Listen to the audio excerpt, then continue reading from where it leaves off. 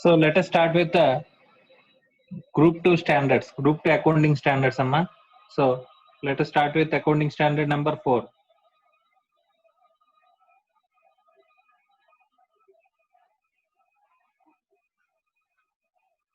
So accounting standard 4 deals with contingencies and events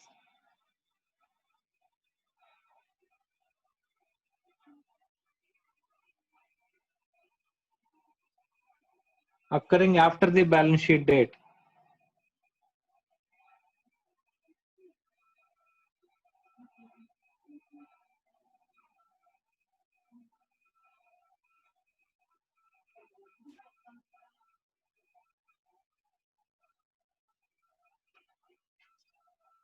so ఈ name లోనే రెండు aspects అమ్మా, contingencies events occurring after the balance sheet date గురించి ఇక్కడ accounting ఎలా చేయాలనే దాని మీద ఒక క్లారిటీ అనేది మనకి ఇస్తున్నాడమ్మా. ఇక్కడ first we will see with respect to events occurring after the balance sheet date గురించి ఒకసారి మాట్లాడుకుందాం. ఆ తర్వాత ఈ కాంటింజెన్సీస్ గురించి ఒకసారి డీటెయిల్ గా చెప్పుకుందాం. సో వీటన్నిటికంటే ముందు ఒక బ్యాక్గ్రౌండ్ లో ఒక ఆస్పెక్ట్ మనం చెప్తానమ్మా, దాన్ని గుర్తుపెట్టుకోండి. సో సిరీస్ ఆఫ్ ఈవెంట్స్ మనకి ఏం జరుగుతాయని చెప్పేసానంటే కనుక financial year ending,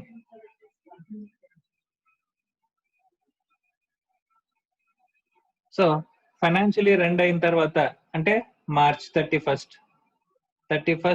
March every year. So financial year end అయిన తర్వాత మనకి ఏమేమి జరుగుతాయి అనేది సిరీస్ ఆఫ్ ఈవెంట్స్ చెప్తాను. ఆ తర్వాత ఇది మనకి వేరే ఆస్పెక్ట్స్ లో కూడా ఉపయోగపడుతుంది. ఆ సిరీస్ ఆఫ్ ఈవెంట్స్ చెప్పిన తర్వాత అక్కడ మనం ఈ స్టాండర్డ్ గురించి ఏం చెప్తారనేది మాట్లాడుకుందాం. సో ఫైనాన్షియల్ ఇయర్ ఎండింగ్ అయిన తర్వాత మనకి ఏం చేస్తారంటే ఒక బోర్డ్ ఆఫ్ డైరెక్టర్స్ మీటింగ్ అనేది పెడతారమ్మా. సో ఆ బోర్డ్ ఆఫ్ డైరెక్టర్స్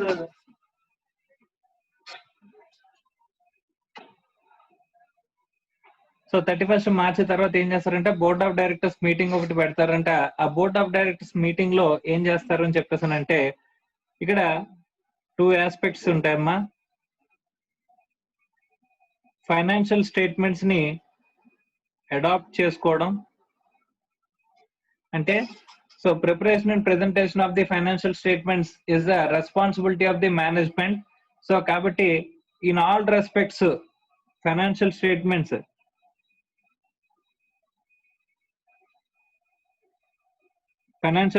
ఏవైతే ఉంటాయో ఆ ఫైనాన్షియల్ స్టేట్మెంట్స్ ని కంప్లీట్ చేసి, so in all respects completed financial statements complete చేసిన తర్వాత ఆ ఫైనాన్షియల్ స్టేట్మెంట్స్ ఏవైతే కంప్లీట్ చేశారో వాటిని ప్రిపేర్ చేశారో వాటిని అడాప్ట్ చేసుకోవడం, డివిడెండ్ ని ప్రపోజ్ చేయడం. సో డివిడెండ్ ప్రపోజ్ చేయడం ఒకటి, ఈ ఫైనాన్షియల్ స్టేట్మెంట్స్ ని అడాప్ట్ చేసుకోవడం ఒకటి. So in all respects complete అయిన ఈ ఫైనాన్షియల్ స్టేట్మెంట్స్ అని అనుకున్న తర్వాత, ఈ రెండు ఆస్పెక్ట్స్ జరిగిన తర్వాత మనకి ఏం చేస్తారంటే కనుక బోర్డ్ ఆఫ్ డైరెక్టర్స్ మీటింగ్ అయిపోయిన తర్వాత వీటిని ఆడిటర్స్ కి హ్యాండ్ ఓవర్ చేస్తారమ్మా. Financial statements to auditors. ఎవరు? Statutory auditors. ఈ స్టాట్యూటరీ ఆడిటర్స్ ఏం చేస్తారంటే ఆడిట్ కంప్లీట్ చేసిన తర్వాత ఇక్కడ ఏం చేస్తారంటే కనుక ఫైనాన్షియల్ స్టేట్మెంట్స్ ని స్టాట్యూటరీ ఆడిటర్స్ ఆడిట్ చేసిన తర్వాత మనకి ఏం చేస్తారు అని చెప్పేసానంటే ఆడిట్ రిపోర్ట్ ఇష్యూ చేస్తారు. ఈ ఆడిట్ రిపోర్ట్ ఇష్యూ చేసిన తర్వాత ఆడిట్ రిపోర్ట్ లో వీళ్ళు క్వాలిఫికేషన్స్ మెన్షన్ చేస్తారు. ఆ క్వాలిఫికేషన్ కి తగినట్టుగా మనం ఏం చేస్తాం, బోర్డ్ ఆఫ్ డైరెక్టర్స్ ఏం చేయాలంటే డైరెక్టర్స్ రిపోర్ట్ అనేది సబ్మిట్ చేస్తారమ్మా. ఈ డైరెక్టర్స్ రిపోర్ట్ లో ఏం చేయాలంటే కనుక what ever be the comments made by the auditors will be addressed, and also some other management issues, some కంపెనీకి సంబంధించిన గ్రోత్ డెవలప్మెంట్ ఇష్యూస్ అన్ని కూడా డైరెక్టర్స్ రిపోర్ట్ లో మెన్షన్ చేసి, ఫ్యూచర్ ఈవెంట్స్ అన్ని కూడా డిస్క్రైబ్ చేసి, కంపెనీ పెర్ఫార్మెన్స్ ని అనలైజ్ చేసి వీళ్ళు ఏం చేస్తారంటే ఈ డైరెక్టర్స్ రిపోర్ట్ ఇస్తారు. డైరెక్టర్స్ రిపోర్ట్ తర్వాత notice of AGM. So AGM notice ఇస్తారు. ఏజిఎం కి నోటీస్ లో పార్టెడ్ గా ఏముంటాయి సార్ అని చెప్పేసానంటే కనుక ఏమేమి ఆస్పెక్ట్స్ ఉంటాయి అని చెప్పేసానంటే, so in all respects complete అయిపోయిన ఫైనాన్షియల్ స్టేట్మెంట్స్ ఉంటాయి, అంటే P&L, balance sheet, notes to accounts, significant accounting policies accounting standard 1 లో చెప్పుకున్నట్టు. ఓకే, తర్వాత ఆడిట్ రిపోర్ట్, తర్వాత directors report and notice of AGM. ఇవన్నీ కూడా దీనికి అటాచ్మెంట్స్ కింద ఉంటాయి. నోటీస్ ఆఫ్ AGM కింద financial statements, audit report, directors report ఉంటాయి అనమాట. ఇవన్నీ కూడా ఎవరికి పంపిస్తామమ్మా? షేర్ హోల్డర్స్ కు పంపిస్తామమ్మా.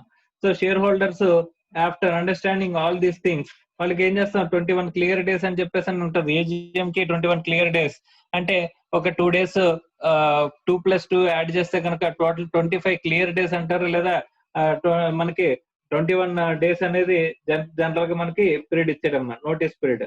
ఓకే, తర్వాత ఏం జరుగుతుంది? AGM జరుగుతుందమ్మా. యాన్యువల్ జనరల్ మీటింగ్ అనేది జరుగుతుంది. యాన్యువల్ జనరల్ మీటింగ్ లో ఏం చేస్తారంటే ఫైనాన్షియల్ స్టేట్మెంట్స్ ఏవైతే ఉన్నాయో ఫైనాన్షియల్ స్టేట్మెంట్స్ ని ఇచ్చేయడం, తర్వాత డివిడెండ్ ని డిక్లేర్ చేయడం చేస్తారమ్మా. ఓకే, సో ఇక్కడ డిక్లేర్ చేసిన తర్వాత మనకి ఏం స్టార్ట్ అవుతుంది? ఇక్కడ డివిడెండ్ డిక్లేర్ చేసిన తర్వాత ఒక రిపోర్టింగ్ డేట్ పెట్టి ఆ రిపోర్టింగ్ డేట్ కి ఎవరైతే షేర్ హోల్డర్స్ గా ఉన్నారో వాళ్ళందరికీ కూడా మనం ఏం చేస్తాం? డివిడెండ్ అనేది ఇష్యూ చేస్తాం. సో ఇది జనరల్ గా జరిగే ప్రాసెస్. ఇప్పుడు events occurring after the balance sheet date అని చెప్పేసి ఇక్కడ ఏవైతే చెప్తున్నారో, బ్యాలెన్స్ షీట్ డేట్ తర్వాత ఏవైనా ఈవెంట్స్ జరిగితే కనుక వాటిని ఫైనాన్షియల్ స్టేట్మెంట్స్ లో అడ్జస్ట్ చేయడం గురించి మాట్లాడుతున్నాడమ్మా. ఫైనాన్షియల్ స్టేట్మెంట్స్ లో మనం అడ్జస్ట్ చేస్తామా సార్ అంటే 31st March తర్వాత జరిగిన ఈవెంట్స్ ని మనం ఫైనాన్షియల్ స్టేట్మెంట్స్ 31st March తో ఎండ్ అయ్యే ఫైనాన్షియల్ స్టేట్మెంట్స్ లో మనం ఇంక్లూడ్ చేస్తామా, అడ్జస్ట్ చేస్తామా అని చెప్పేసి ఇక్కడ మనకి అడుగుతున్నాడు, మనకి చెప్తున్నాడు. ఏంటంటే కనుక సో ఫైనాన్షియల్ ఇయర్ ఎండ్ కి ఏవైతే ఇక్కడ ఈవెంట్స్ అనేవి ఫైనాన్షియల్ ఇయర్ ఎండ్ అయిపోయిన తర్వాత ఈవెంట్స్ ఏవైతే జరిగినాయో ఆ ఈవెంట్స్ అన్నిటినీ కూడా మళ్ళీ మనం 31st March financial year ending ఏదైతే ఉంటుందో అక్కడ మనం అడ్జస్ట్ చేయాల్సిన అవసరం లేదా అని చెప్పేసి అంటే కనుక ఇక్కడ ఏం చెప్తాడు? Events occurring after the balance sheet date గురించి మాట్లాడుకుందాం అని చెప్పేసి చెప్పుకున్నాము. Events occurring after the balance sheet date. Okay, so వీటిని మనం ఎలా డివైడ్ చేస్తామంటే కనుక adjusting events, non adjusting events.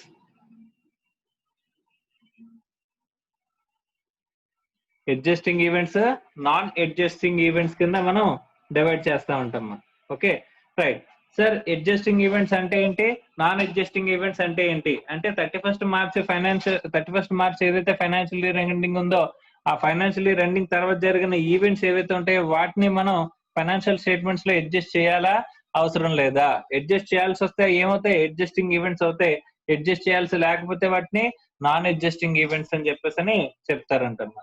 Okay right sir, non adjusting events అంటే ఇక్కడ సార్ అడ్జస్టింగ్ ఈవెంట్స్ అంటే జనరల్ గా ఏముంటాయి సార్ అని చెప్పేసి అంటే జాగ్రత్తగా గుర్తుపెట్టుకోండి. ఈ టోటల్ ప్రాసెస్ చూసారు, ప్రాసెస్ లో ఇక్కడ financial statements in all respects complete అయ్యేది ఎక్కడ అని చెప్పేసి అంటే ఈ బోర్డ్ ఆఫ్ డైరెక్టర్స్ ఏవైతే ఫైనాన్షియల్ స్టేట్మెంట్స్ ని అడాప్ట్ చేసుకుంటారో, అడాప్షన్ చేసుకున్నాక అక్కడ మనకి financial statements in all respects complete అయిన తర్వాత వాళ్ళు ఏం చేస్తారమ్మా? అడాప్ట్ చేసుకుంటారు. అంటే ఇక్కడ ఎప్పుడు లోపు ఈ AS4 దేని గురించి మాట్లాడుతుంది అంటే కనుక అకౌంటింగ్ స్టాండర్డ్ 4 దేని గురించి మాట్లాడుతుంది అంటే కనుక అక్కడ ఫైనాన్షియల్ స్టేట్మెంట్స్ లో ఇక్కడ ఈవెంట్స్ అనేవి ఎప్పుడు జరిగి ఉండాలంట? After 31st March before board of directors meeting. మా జాగ్రత్తగా గమనించండి. ఇక్కడ మనం చూసుకుంటే ఆఫ్టర్ బ్యాలెన్స్ షీట్ అంటే ఫైనాన్షియల్ ఇయర్ ఎండింగ్ అయిపోయింది, but before board of directors meeting ఆ ఈవెంట్ కనుక జరిగినట్లయితే అప్పుడు దాన్ని ఏమంటాం? ఇక్కడ events occurring after the balance sheet date లో కన్సిడర్ చేసే ఆస్పెక్ట్స్ గురించి మాట్లాడుతున్నాడు. అంటే బోర్డ్ ఆఫ్ డైరెక్టర్స్ మీటింగ్ తర్వాత ఏదైనా ఈవెంట్ జరిగితే కనుక దాన్ని అసలు మనం కన్సిడర్ చేయమా సార్? అడ్జస్టింగ్ ఈవెంట్ కాదా సార్? అసలు కాదంటమ్మా, అసలు మనం కన్సిడరే చేయము. సో అది డైరెక్ట్ గా ఏమవుతుంది? నాన్ అడ్జస్టింగ్ ఈవెంట్స్ లోకి వెళ్ళిపోతుంది. నాన్ అడ్జస్టింగ్ ఈవెంట్స్ లో కూడా 2 రకాలు. ఏంటంటే కనుక after board of directors meeting, after board of directors meeting జరిగిన ఈవెంట్స్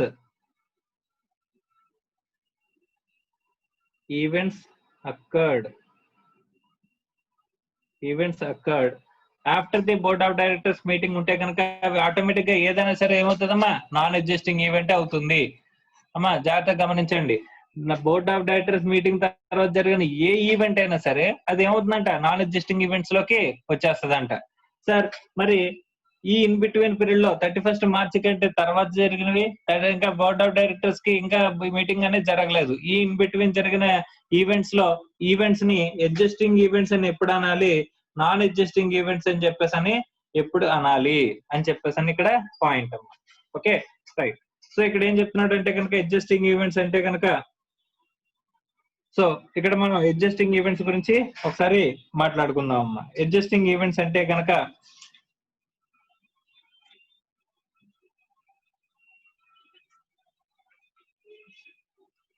ఇక్కడ circumstances existing as on the balance sheet date అని చెప్పేసి చెప్తున్నాడమ్మా.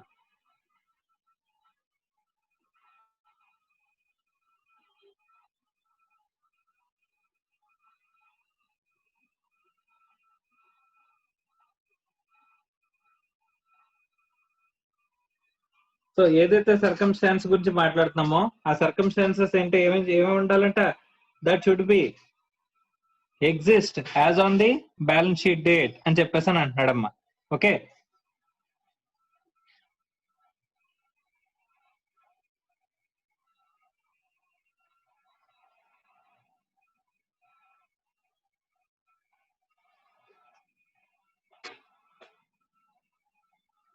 నెక్స్ట్ ఇక్కడ ఏంటంటే no circumstances existing as on balance sheet date.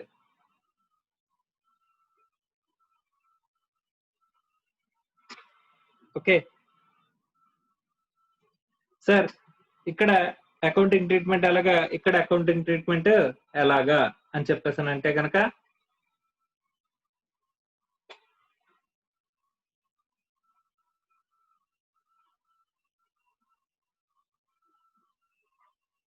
so should be adjusted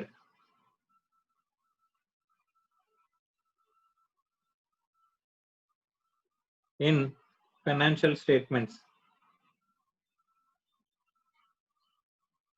ఇక్కడైతే కనుక disclosure by way of notes to accounts.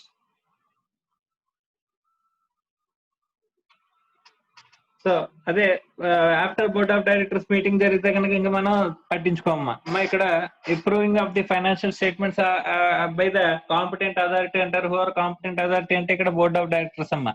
So board of directors meeting ఏదైతే జరిగిందో board of directors approval జరిగిన తర్వాత కనుక ఏదైనా ఈవెంట్ జరిగితే కనుక దాన్ని పూర్తిగా నాన్ ఎగ్జిస్టింగ్ ఈవెంట్ కింద మనం తీసుకుంటాం. కానీ అదే ఇక్కడ ఫైనాన్షియల్ ఇయర్ ఎండ్ అయిన తర్వాత but before board of directors meeting ఏదైనా ఈవెంట్స్ జరిగితే కనుక వాటిని ఏం చెప్పేసి క్లాసిఫై చేస్తున్నాడు, existing events, non existing events. Okay so ఆ ఎగ్జిస్టింగ్ ఈవెంట్స్ అని ఎలా తీసుకుంటారని చెప్పేసి అంటే కనుక,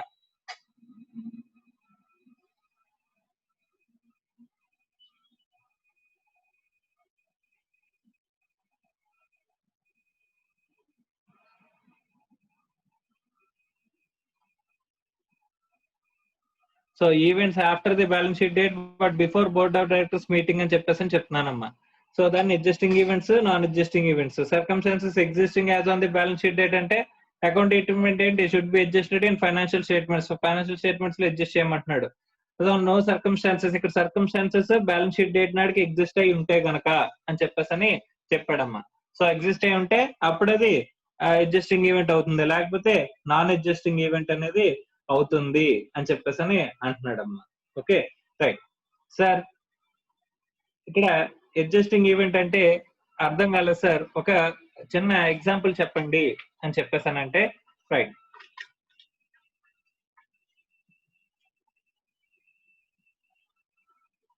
మన financial statements as on 31st March 2020 వేస్తున్నాం అనుకుందాం.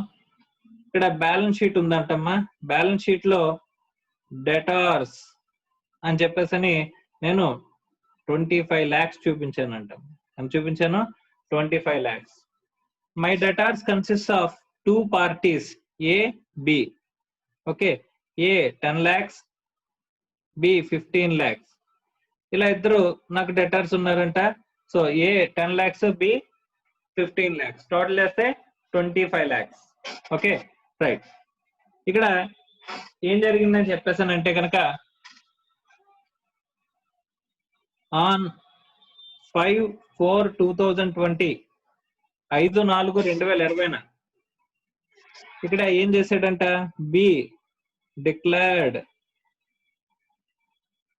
ఇన్సాల్వెన్సీ పిటిషన్ ఫైల్ చేస్తాడంట. ఇన్సాల్వెంట్ అయిపోయాడంట. ఓకే, బి అనేవాడు ఇన్సాల్వెన్సీ ఫైల్ చేస్తాడంట. సో ఇన్సాల్వెన్సీ ఫైల్ చేసేస్తే కనుక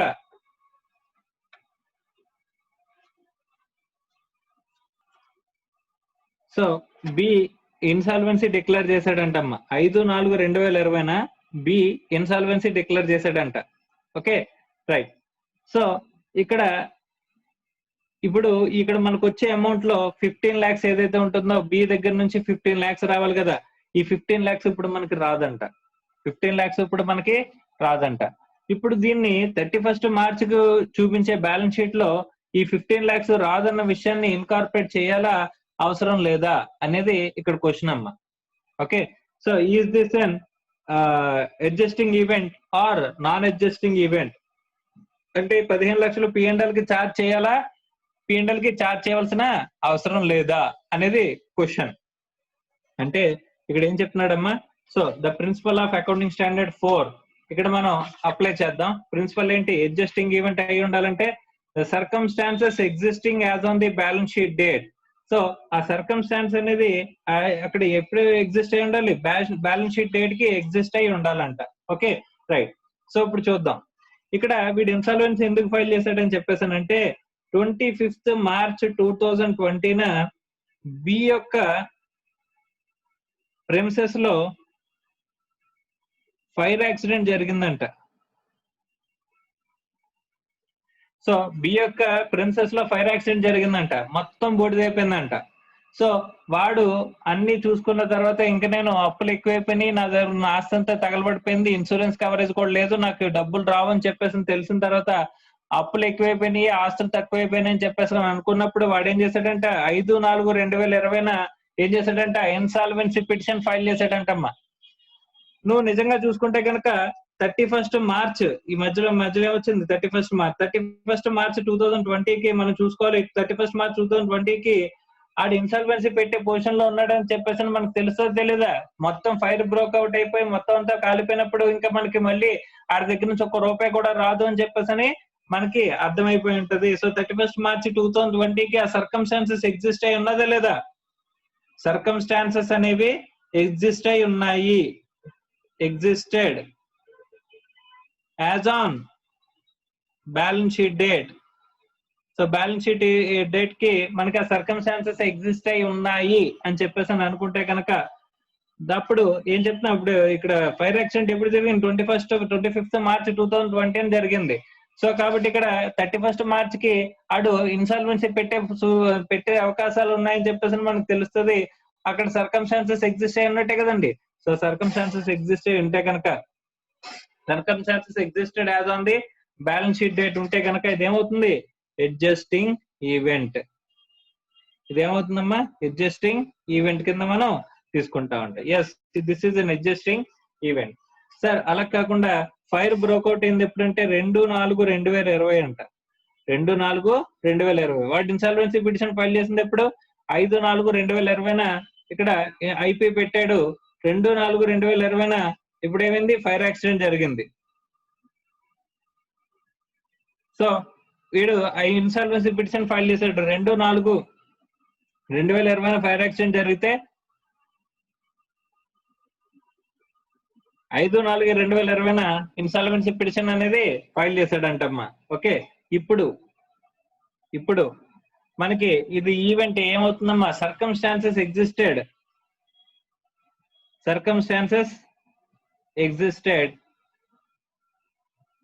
after balance sheet date.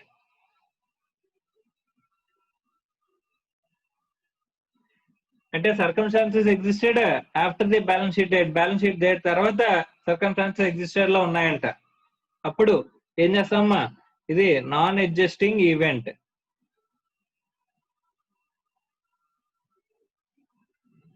So non adjusting event అంటే ఏమవుతామ్మా, just disclosure is enough,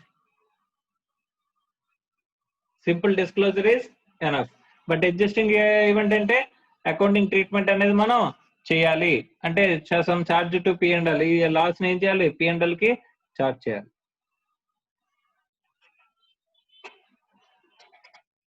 so this is with respect to adjusting and non adjusting events అమ్మా.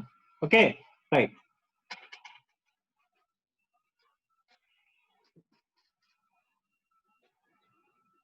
ఇలా చెప్పుకుంటే ఇంకా ఎగ్జాంపుల్స్ అనేవి మనం చెప్పుకోవచ్చమ్మా. Next sir, balance sheet date తర్వాత but before board of directors meeting.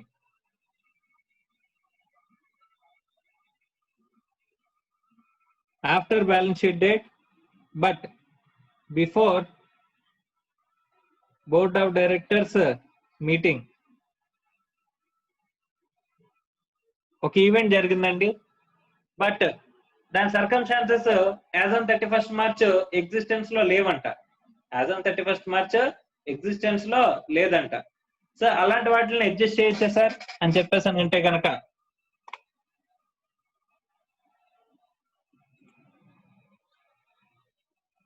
మా సిద్ధు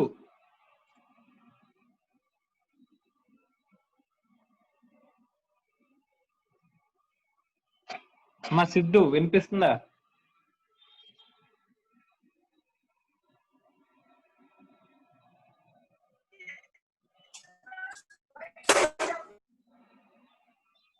మా సిద్ధు వినిపిస్తుందా? వాయిస్ లైట్ కట్ అవుతుంది సార్. ఓకే. సాయి కిరణ్ వినిపిస్తుందమ్మా? రైట్. సో మనం ఏ ఈవెంట్స్ అడ్జస్ట్ చేస్తాం అనుకున్నామమ్మా? ఏ ఈవెంట్స్ ని అడ్జస్టింగ్ ఈవెంట్స్ అని చెప్పేసి అంటాం అనుకున్నాం? బిఫోర్ బోర్డ్ ఆఫ్ మీటింగ్, ఇంక్లైన్ events and circumstances financial statements లో ఎగ్జిస్ట్ అయి ఉంటే గనక, అంతే కదమ్మా? రైట్. ఇక్కడ నేను ఏం చెప్తున్నానంటే ఆఫ్టర్ బ్యాలెన్స్ షీట్ డేట్ అంట, but before board of directors meeting అంట. And circumstances does not existed as on balance sheet date and circumstances does not exist as on balance sheet date. ఇవి normal గా ఏమవుతాయి? Adjusting event అవుతుందా, non adjusting event అవుతుందా? Non adjusting event. కానీ ఇలాంటి situation లో కూడా ఒక 2 ఆస్పెక్ట్స్ ని మనం గుర్తుపెట్టుకోవాలంట. వాటిని అడ్జస్టింగ్ ఈవెంట్స్ కింద తీసుకుంటాడంట, అడ్జస్ట్ చేయాల్సి వస్తుందంట. అవి ఏంటంటే events effecting going concern, second one proposed dividend.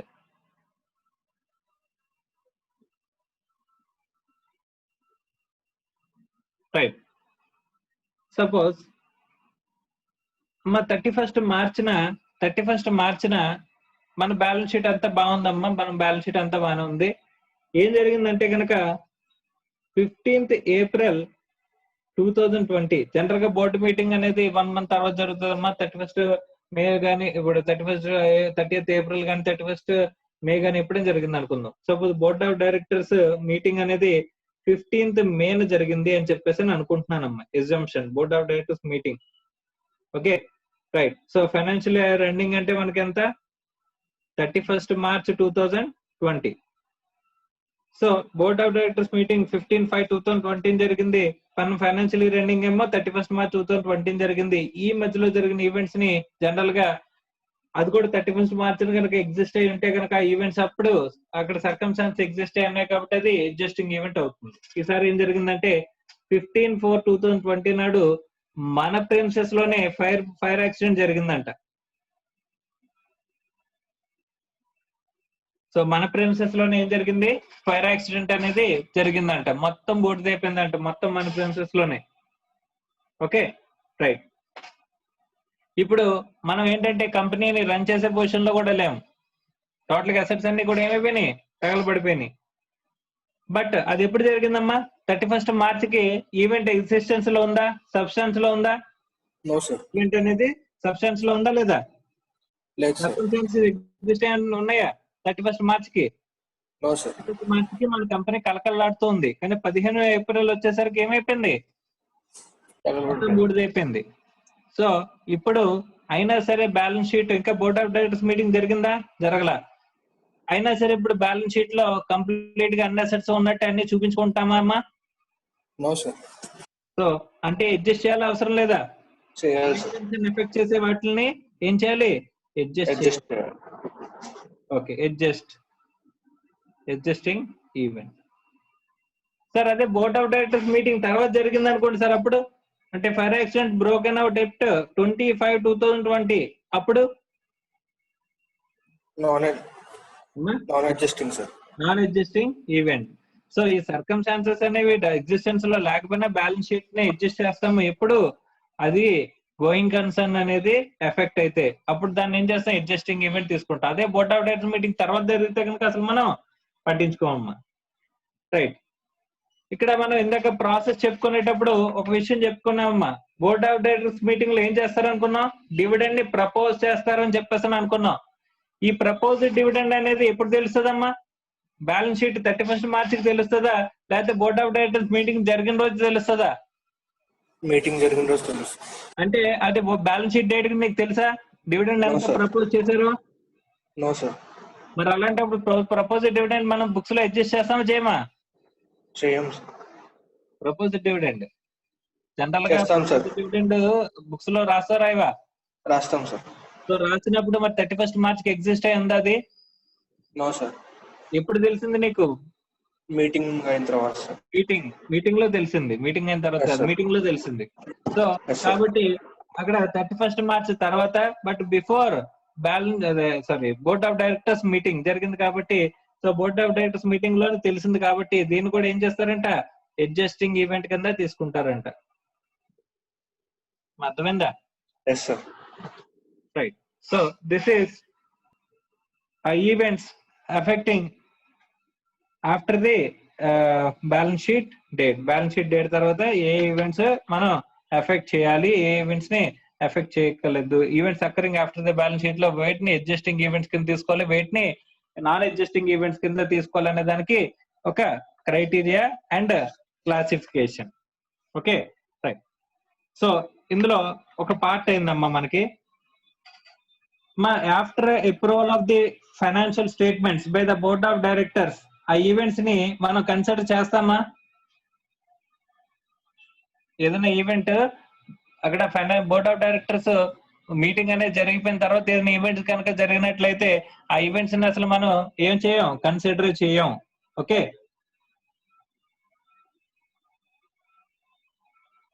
అర్థమైందా? Yes sir. రైట్. సో అలాంటి ఈవెంట్స్ ని మనం ఏం చేయొచ్చు, okay events occurring after the board of directors meeting మనం ఇంకా ఫైనాన్షియల్ స్టేట్మెంట్స్ లో అడ్జస్ట్ చేయలేమని చెప్పేసి అని అనుకున్నాం కదా, అలాంటి ఈవెంట్స్ ఏం చేయొచ్చు, నోట్స్ లో ప్రెజెంట్ చేయొచ్చు. నోట్స్ లో కదమ్మా, నోట్స్ అప్పటికే ప్రిపేర్ అయిపోయింది. Notes is also forming part of the financial statements. Financial statements in all respects ఇక్కడ కంప్లీట్ అయిపోయినాయి. మా notes accounts is also part of financial statements కదా, అకౌంటింగ్ స్టాండర్డ్ 1 ప్రకారం. Yes sir. సో కాబట్టి నోట్స్ లో కాదు, ఇక్కడ మనం ఇవ్వగలిగింది ఎక్కడ ఇవ్వగలమంటే డైరెక్టర్స్ రిపోర్ట్ లో ఇవ్వగలమంట. ఎక్కడ ఇవ్వచ్చమ్మా, మా డైరెక్టర్స్ రిపోర్ట్స్ లో అడిషనల్ ఎక్స్ప్లెనేషన్స్ ఇస్తాం అనుకున్నాం కదా, apart from the qualifications of the auditors ఏవైతే ఇచ్చారో దానికి ఎక్స్ప్లెనేషన్ తో పాటు అడిషనల్ ఇన్ఫర్మేషన్ కూడా ఇవ్వచ్చు అనుకున్నాం కదా మా డైరెక్టర్స్ రిపోర్ట్ లో. So events occurring after the board of directors meeting అనేది జరిగినట్లయితే వాటిని మనం ఎక్కడ రిపోర్ట్ చేయొచ్చు అంట, డైరెక్టర్స్ రిపోర్ట్ లో మనం అడ్రస్ చేయొచ్చు అని చెప్పేసి అని చెప్తున్నారు. అర్థమైందా?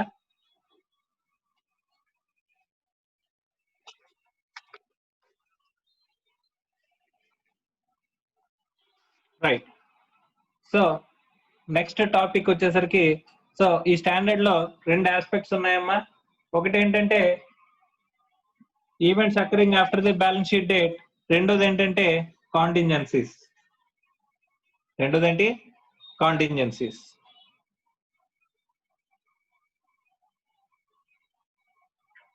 So what is contingency?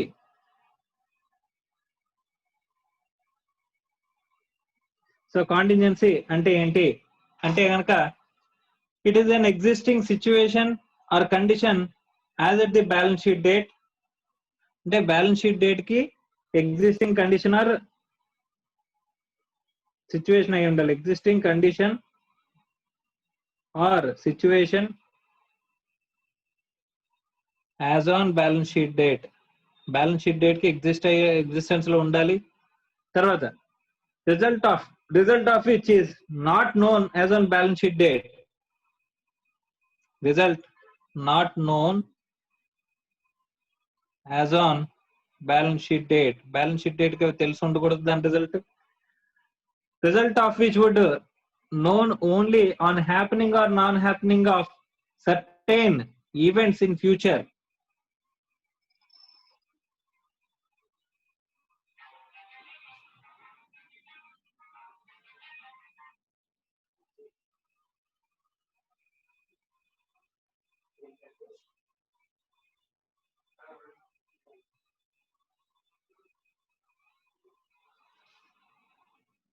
So certain events in future లో కొన్ని ఈవెంట్స్ జరగడం లేదా జరగకపోవడం మీద డిపెండ్ అయి ఉంటుంది. Such result may be gain or loss.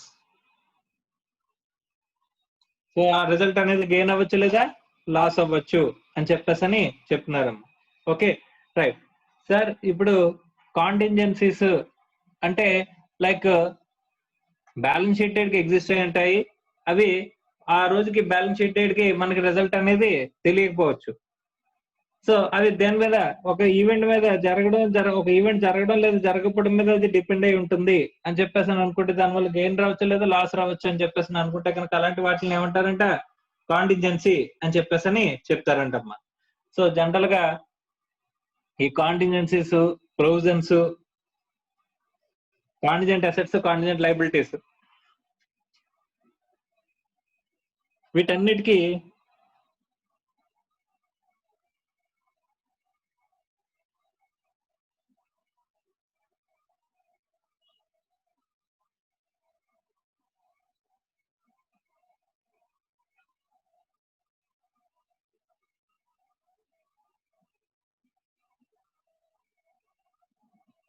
So contingent assets, contingent liabilities, provisions వీటన్నిటికీ కలిపి స్టాండర్డ్ అనేది అకౌంటింగ్ స్టాండర్డ్ 4 కాకుండా అకౌంటింగ్ స్టాండర్డ్ 29 అప్లికబుల్ అవుతుందమ్మా.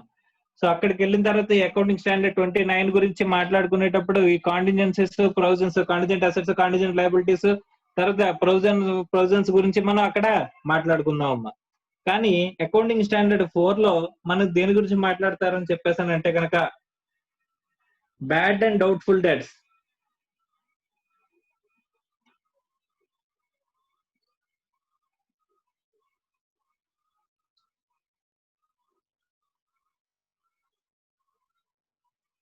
So bad and doubtful debts ఏదైతే ఉంటుందో ఆ బ్యాడ్ అండ్ డౌట్ఫుల్ డెట్స్ గురించి అకౌంటింగ్ స్టాండర్డ్ 4 లో మనకి చెప్తారంటమ్మా. ఓకే సో నార్మల్ గా బ్యాలెన్స్ షీట్ డేట్ కి ఏదైనా డేటా దగ్గర నుంచి మనకి నాన్ రికవరీ ఉంటే కనుక, సో అది ఫ్యూచర్ లో ఇంకా రాదు అని చెప్పేసి తెలిస్తే కనుక అప్పుడు మనం దానికి ఏం చేయాలంట? ప్రొవిజన్ అనేది బుక్స్ లో ఇన్కార్పొరేట్ చేయాలి. Provision for bad and doubtful debts అనేది మనం చూపించాలంట. అండ్ దాని నుంచి టోటల్ డేటార్స్ నుంచి, బ్యాలెన్స్ షీట్ లో డేటార్స్ నుంచి అమౌంట్ ని తగ్గించి చూపించాలి. సో ఈ బ్యాడ్ అండ్ డౌట్ఫుల్ డెట్స్ ఏదైతే ఉంటుందో దాని ఒక్కదానికి సంబంధించిన కాంటింజెన్సీస్ కి మాత్రం మనం ఏమి అప్లై చేస్తామంటే అకౌంటింగ్ స్టాండర్డ్ 4 అనేది అప్లై చేస్తామని చెప్పేసి చెప్తున్నారమ్మా. Okay right.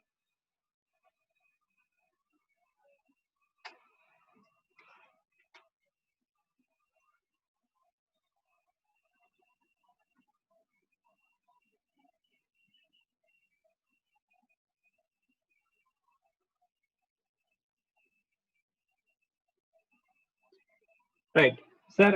కాంటింజెన్సీస్ అంటే ఏంటి అని చెప్పేసి అంటే కనుక as on the balance sheet date నాడు ఆ సిచ్యువేషన్ ఎగ్జిస్ట్ అయ్యండి, దాని అవుట్కమ్ మనకి ప్రాబబుల్ గా ఉంటే కనుక, ఓకే, దాని అవుట్కమ్ అనేది ఎలా ఉందంటే ప్రాబబుల్ గా ఉంటే కనుక అప్పుడు మనం బుక్స్ లో ఏం చేస్తామంట, అడ్జస్ట్ చేస్తామంట. సార్ ఒక డెటార్ దగ్గర నుంచి నాకు డబ్బులు వచ్చే ఛాన్సెస్ అనేవి తక్కువగా కనిపిస్తున్నాయి,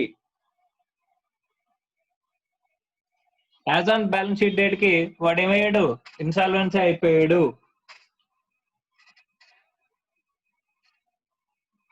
వాడు ఫ్యూచర్ లో ఇన్సాల్వెన్సీ పిటిషన్ ఫైల్ చేసే అవకాశం ఉంటది. అంటే సారీ, ఇక్కడ పూర్తిగా ఆడు అప్పులు ఎక్కువైపోయినాయి, వాడి దగ్గర 31 మార్చికి ఏముంది, కాంటింజెన్సీ ఉంది, ఏంటి ఆడు దగ్గర అప్పులు ఎక్కువైపోయినాయి ఆస్తుల కంటేని అని చెప్పేసి అనుకున్నప్పుడు మనం ఏం చేయొచ్చు అంట, బుక్స్ లో ఆ కాంటింజెన్సీని రికార్డ్ చేయొచ్చు. ఆ రియలైజేషన్ రాదు అనుకున్నప్పుడు, ఆ రియలైజేషన్ రాదు అన్న విషయం ప్రాబబుల్ గా ఉంటే ఎలాగా, ఇక్కడ రీజనబుల్లీ పాసిబుల్ ఉంటే ఎలాగా, రిమోట్ ఛాన్సెస్ ఉంటే ఎలాగా అని చెప్పేసి అని చెప్తున్నాడమ్మా. ఒకవేళ ప్రాబబుల్ లాస్ ఉంటది అని చెప్పేసి అనుకుంటే కనుక మనం ఏం చేస్తామంటే ఆ బుక్స్ లో అడ్జస్ట్ చేస్తాము. అదే రీజనబుల్లీ పాసిబుల్, జనరల్ గా పాసిబుల్ ఛాన్సెస్ ఉన్నాయి, probable, possible and remote. Probable గా అంటే జరగడానికి ఎక్కువ అవకాశం ఉంది అంటే కనుక దాన్ని ఏం చేయమంటున్నాడు, adjust.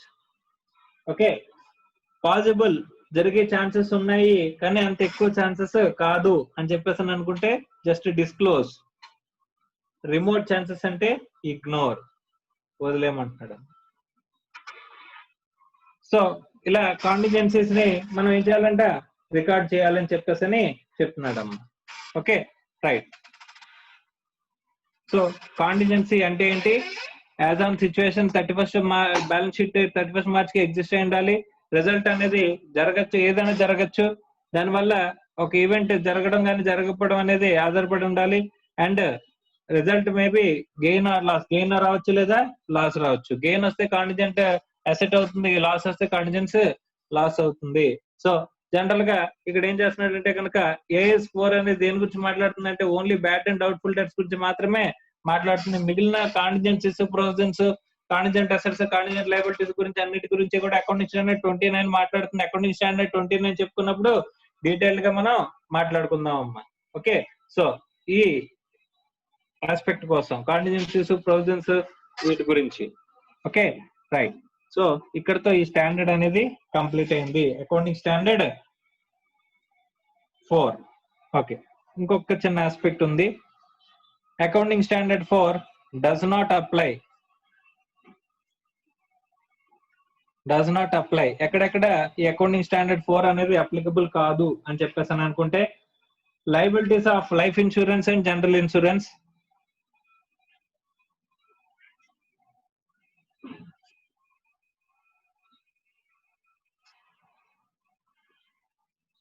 Next obligations under retirement benefit plans,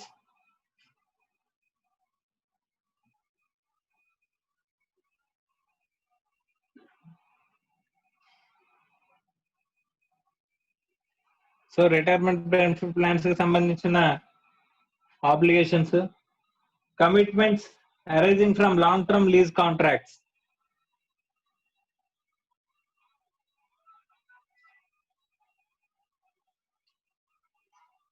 arising from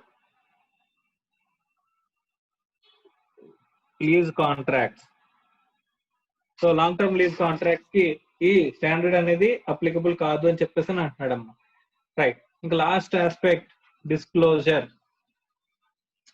what are the disclosures required అని చెప్పేసి అంటే కనుక, material contingent loss affecting the financial position of the enterprise,